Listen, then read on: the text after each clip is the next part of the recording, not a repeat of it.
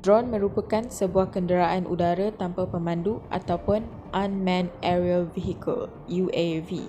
Walaupun banyak kegunaan drone yang boleh memberi manfaat kepada pelbagai institusi dan organisasi, drone juga boleh digunakan sebagai sebuah senjata tentera serta senjata keganasan. Sekiranya kemajuan teknologi drone diambil kesempatan oleh organisasi atau kumpulan yang mempunyai niat jahat, teknologi drone boleh menjadi satu ancaman kepada keselamatan ruang udara.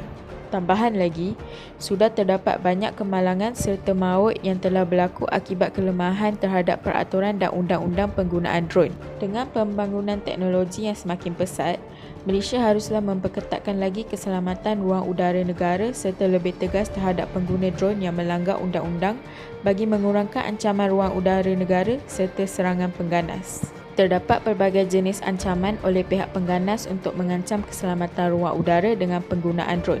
Antaranya ialah terdapat beberapa gambar yang dirakam daripada ruang udara Kuala Lumpur International Airport yang pernah viral di sosial media dan perkara ini menimbulkan kerisauan dan kemarahan khalayak ramai.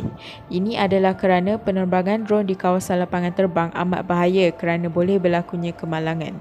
Selain itu, penerbangan drone di ruang udara larangan seperti di pangkalan tentera, institusi kerajaan dan swasta dan sebagainya boleh menyebabkan pihak pengganas memperoleh maklumat yang sulit dan menggunakan maklumat tersebut untuk menyerang institusi yang disasarkan.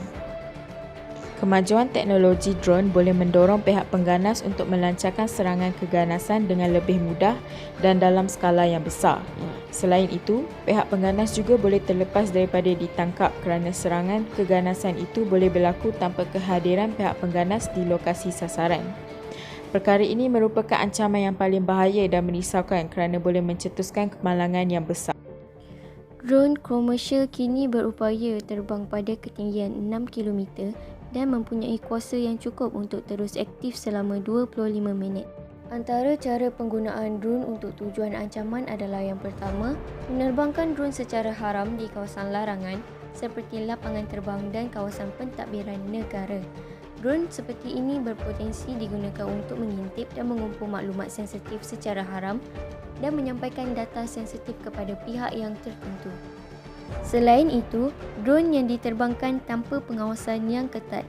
Kita tidak boleh jangka sekiranya drone yang diterbangkan hilang kawalan dan mengancam keselamatan seseorang hingga boleh menyebabkan pembunuhan.